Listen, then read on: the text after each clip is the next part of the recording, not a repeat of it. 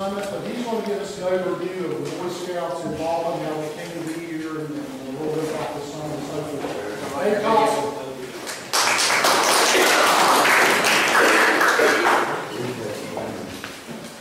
Thank y'all for being here. We used to podium, so if we're going out of control, please stop me. Just get time to get that if they want to come on. If they want to, yeah. We apparently kicked the Boys and Cub Scouts out of their meeting place. That's never something a large national portion of the Boy Scouts of America likes to do. So we're going to write that down and try to save some face there. But what I'm going to do tonight here with this presentation is take you through the story of the summit, how we got here, West Virginia, and our plans for the future, and the community service portion of the Jamboree, which will be new to us. In 2005, the Jamboree is coming up at 48 Hill. All Jamborees from 1981 to 2010 were held at the military base at 48 Hill. We borrow the land every summer for every 4 years. And well, in the early 2000s, obviously the military missions activity training was increasing for obvious reasons. And there was a brief window of time leading up to the 2005 Jamboree where the military did not know if they were going to be able to allow us to have the Jamboree in the spot. We're going to right here. Why don't you guys come on in and sit in the center here? These are the wheels. Awesome. Guys, you're going to have to sit through a very boring PowerPoint presentation. And then I promise a really awesome video, okay? You guys handle that? I may ask for some help as well. Is that cool? You won't tell anybody. You'll be a Weeblo for tonight, all right?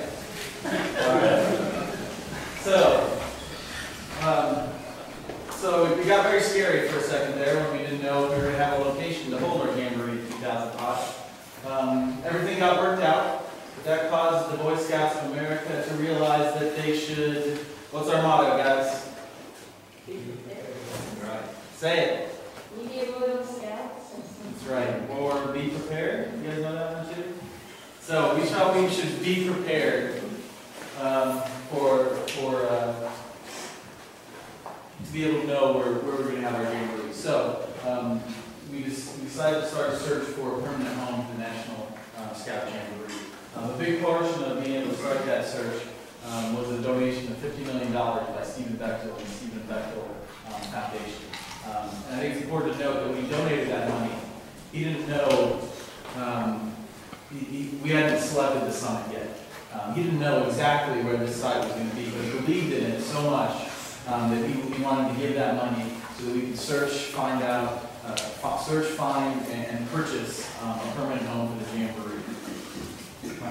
And there he is, his wife. At the beginning, we received 80 submissions from over 28 states to receive submissions for site suggestions. The things that were very important to us were first that it be centrally located, close to a large portion of the population, that it have good access to 4-lane roads, that it be in an area that is already well known for world-class outdoor adventure activities, and we wanted to make sure that we had the full support of not just the state government, but the local communities that we would be coming into and living with. So, central location. The summit site, southern West Virginia, basically, is within a 10-hour drive of 66% of the U.S. population. Hit cities like Chicago, Atlanta, New York, all sorts of Detroit, all sorts of areas. So that means, what 10 hours is 10 hours is the limit. A scout group can only drive 10 hours to an event in one day before they have to stop. So this site puts us within a 1-day drive of over half of our population that we serve. So that was a very key element. You guys know the area. We've got Highway 19 coming down right on the eastern side of the property, we've got Interstate 77 and 64, so 4-lane road access is definitely there. And of course, we have, we're bordered on 3 sides by the new George National River area. You couldn't get, when you consider those factors, I don't know that there would be a better site than we just found in the south of West Virginia. And as far as support goes, Joe Manchin, the governor at the time, was instrumental in this whole process. He personally flew down to Irving, Texas, and met with our leadership and told them that West Virginia and the Boy Scouts go together like peas and carrots. So he was very instrumental, and he's continued to support his senator and new governor, Roy Tomlin, has been wonderful. And again, as well as all the local communities we've come into, has just shown a lot of great support, and we're very happy to be here. This is at the groundbreaking last October. This is obviously Senator Manchin, and this is our volunteer national president, Rex Tillerson, who has another tiny side job as president of ExxonMobil. This is our property, 10,600 acres, mostly in Fayette County, but a little sliver right here in Raleigh County. And this right here, this map kind of illustrates our 10-year development plan. A lot of people, scouts especially, and they're always asking, you guys going to be done in 2013? I said, no, we're not going to be done in 2013. We're going to be ready for 2013. We're going to be ready to have a great jamboree. We're going to have all the things the scouts need to have a really great time. But the development plan, complete construction, will be going on for a long time to come. So we'll have great stuff in 2013, we'll have even more developed stuff in 2017, 2019, and 2021. It's going to be a process, but we will have great facilities for a great time in 2013. That is what we're focused on. The summit that we'll host will have more scouting program besides the National Jamboree. That's just going to be our kind of signature event, our biggest event, where we'll have around 40,000 scouts and adventurers and around 8,000 staff members running the Jamboree.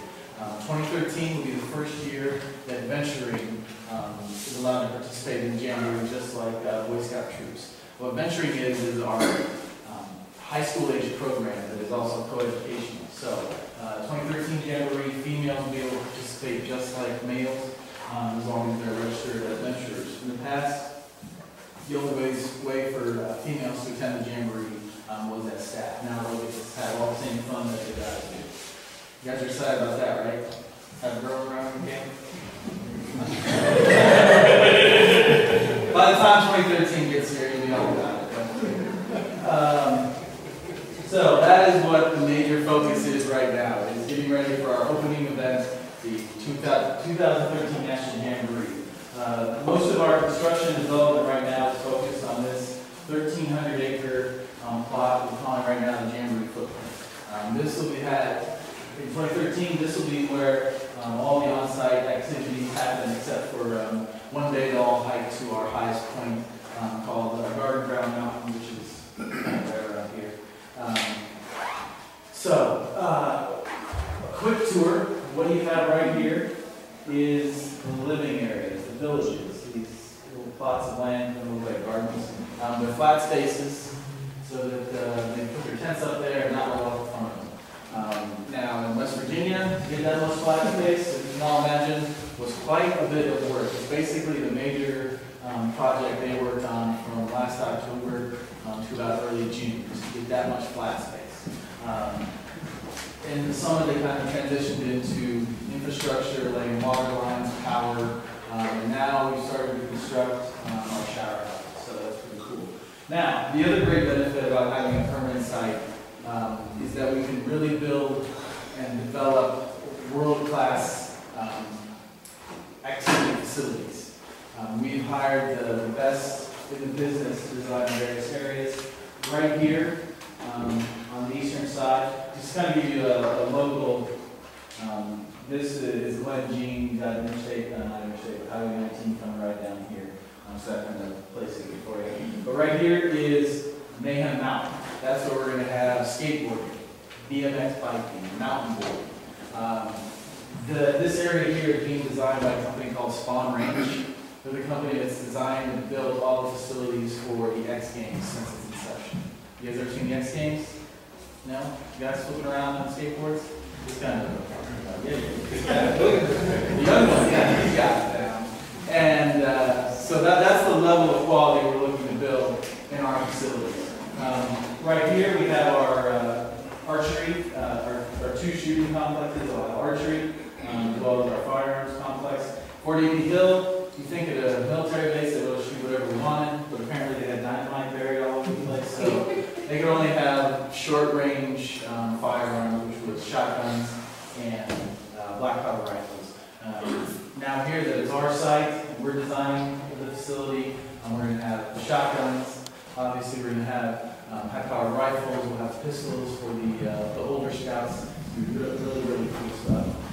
Right here, this is Adventure Valley. Adventure Valley has, what I like to say, is kind of all the coolest, biggest, coolest stuff you might find at your local scout camp. Really pushed to the max. We have, well, in this area, we'll have 37 miles of mountain bike trails. We have a very large rock climbing and rappelling facility. We utilize both the natural rock that's on the site, but we're also building artificial rock climbing structures, basically climbing walls.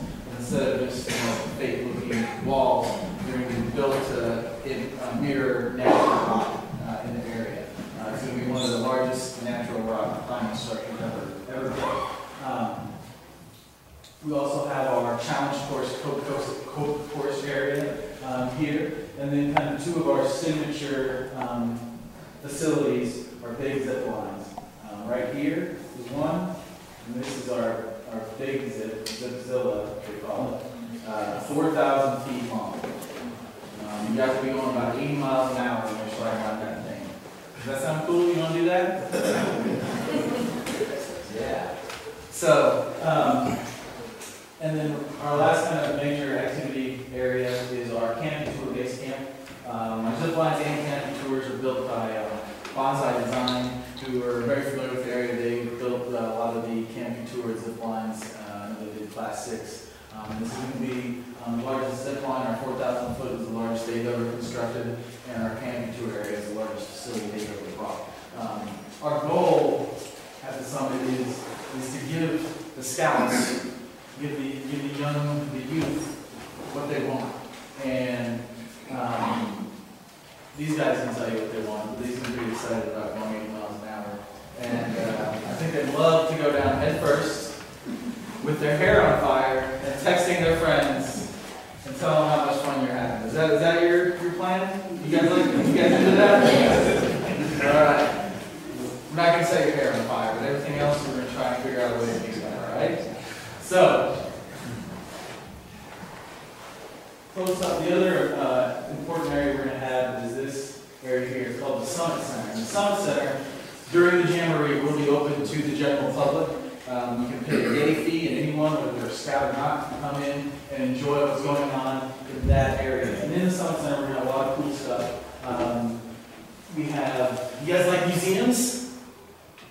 Okay. Awesome. So we'll have our scouting museum displays, we'll have our retail area, a lot of cool conservation ecology exhibits displays, stuff like that. Big part of the Jamboree is our 2 arena shows. We have an opening arena show Tuesday morning before we let the kids take off and start having all the fun. And then we have our big show on Sunday night that's full of fireworks, music, rock and roll. What kind of music do you guys listen to? Justin Bieber? Yeah. This guy. Okay. Well, we'll try to have something cooler than Justin. And so it's a huge, huge event. We designed this arena here to hold around 8,000 people. So that would be all the participants, scouts, venturers that are there for at the Jamboree, as well as any of the day visitors who pay their fee that day will be able to attend that show. The other really cool part of Summit Center is Action Point right here. Action Point is going to have smaller preview versions of all the activities in those base camp areas that I was pointing to at the last slide. So there'll be a rock climbing wall, there'll be BMX, they'll have skateboarding, they'll have canopy tours in this area. So even if you're just coming for a day, You won't be able to go out into all the big activity areas, but you'll be able to come to Action Point and get a taste of what the scouts are out doing in the areas. So, give you a little orientation. This is kind of an aerial shot of the site. This is Action Point right here. The lake, when we get our permits, will be in this area here. We've got the living areas, and put it geographically. Highway 19 is there. That's the Oak Hill Water Tower. My house is right over there. This is kind of a view from that opposite angle from the eastern side, western side facing east. You can again see Action Point here, the arena. And, yeah. This right here, a huge part of the development of this site, one of the most important things about as we build this site is being sustainable, using green practices, green energy. So obviously there used to be a lot of trees in this area here. We cut them all down. But we sent all those trees that we cut down, we have them milled, and they're being used to build our shower houses. We're trying to be as efficient as we can, and that's going to come to a lot of shower houses. We're building 350 of the most high-tech, coolest, awesomest showers. So these guys, when they come to the Jamboree, they might take one shower. So we're really excited about that. So, it's not that bad of a show, is it? You're taking it? That's what they do. You're coming with me every night.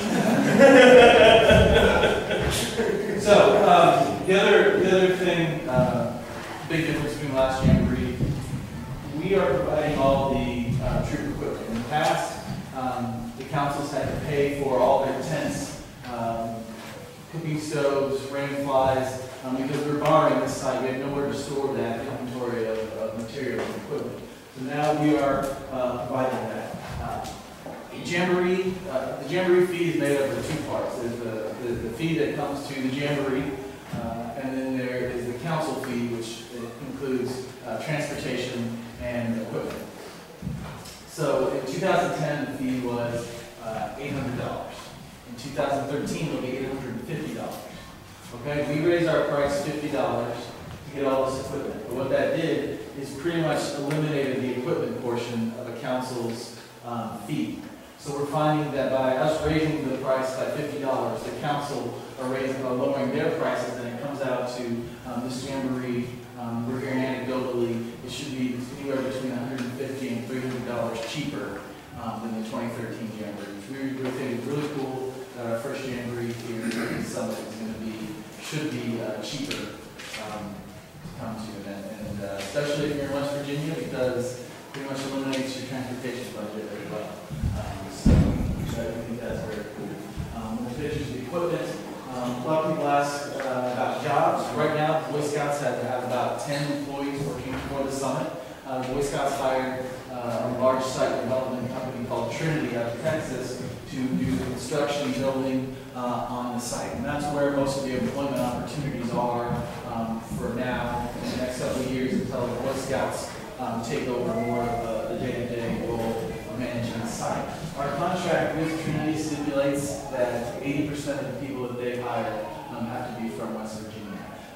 The other 20% is kind of made up of those action sport consultant companies that are building our BMX areas, the zip lines, that kind of stuff, just the companies that don't exist here in West Virginia. The other thing is we're trying to save the roads. We found a large quarry, and on the site, the veterans are having to haul around 26,000 semis, which is about 300,000 tons of stone along the local roads. It's all on the site already. It doesn't ever go onto other roads. More shots of equipment, campsites, and again, we hired the best. Last January, all the designers, our team of volunteers came together and hung out in the barn for 2 weeks, which sounds like a lot of fun to me, and that's my Iowa. So, and they basically designed the site. They hammered it out. We had people from Disney, former employees of Design Disney. We had mountain bike professionals, skateboarders, we had our BSA volunteers. It was a goofy group from what Summit Corps last summer, about 1,200 OWR scouts, and they built around a 13-mile sack loop mountain biking trail. Anyone here read it yet? I've heard a lot of good things about it. I think this is important. The first time the Summit brought scouts into West Virginia, we did it, and we built we did something that's going to benefit everybody. These trails are not on our property; they're in the New River Gorge, and they're already open for use to the general public. I think that was really cool. Funding for the project, as we go through this, they didn't start building the BMX area until that was funded. They didn't start building the zip lines until they were funded. I'm trying to be very responsible with our money, as it is the vast majority of it is donations.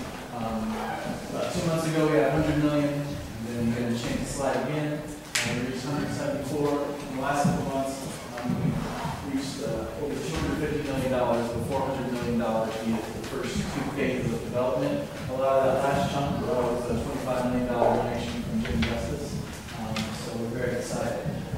But the reason we're here tonight is kind of what these guys are doing right here, service.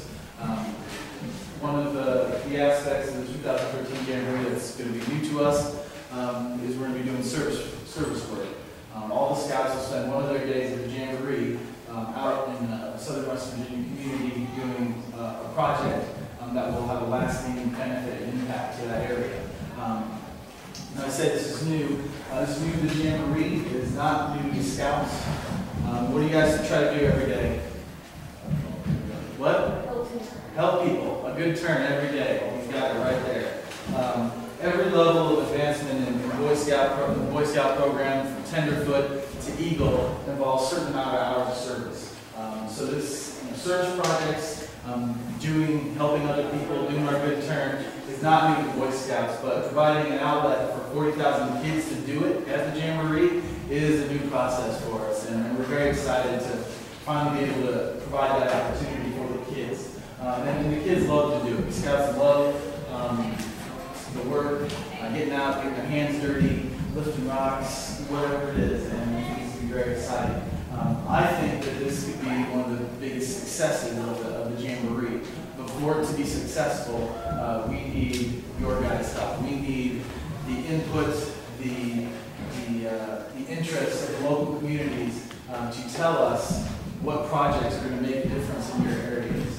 Most of us, with the Scouts at least, the 10 members, there's about 4 or 5 from West Virginia. The rest of us are new, and we're not going to come in here. We can't come into your areas and say, oh, we should build a trail there, we should put a bench there.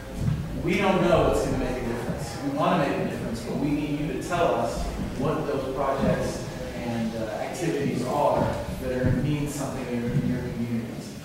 So we've got applications here tonight. We're going to have the CCC kind of talk about the organization and the process. But what I want to encourage you to do is when you leave here, I want you to find people and tell them that we need projects. If you're at the local coffee stand and there's always some guy sitting there saying, man, I wish someone would build something there, or clean up this area, or do something here, hand them the application.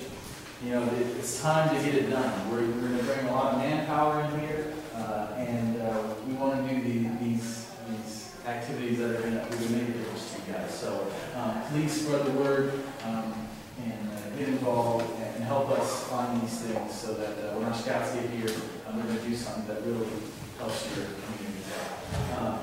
Because it's our goal, we hope that we can do this process every time we have a national jamboree, that we can bring this labor and attention to areas. And in 2019, we're not going to have a national jamboree, we're going to have a world jamboree. The scouting world is going to come to southern West Virginia.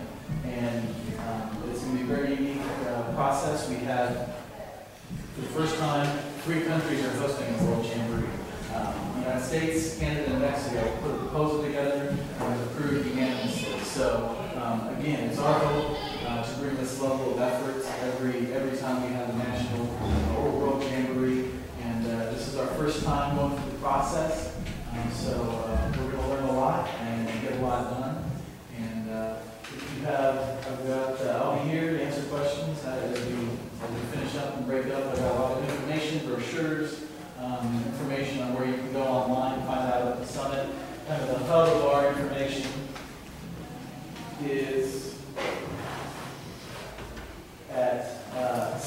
scouting.org.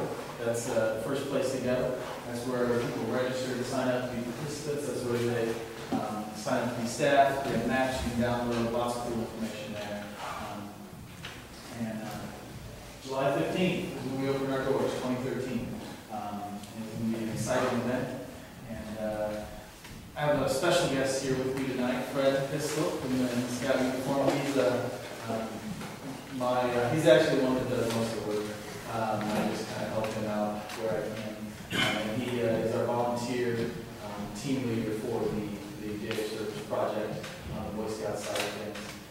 He's come over from South Carolina for the weekend to get ready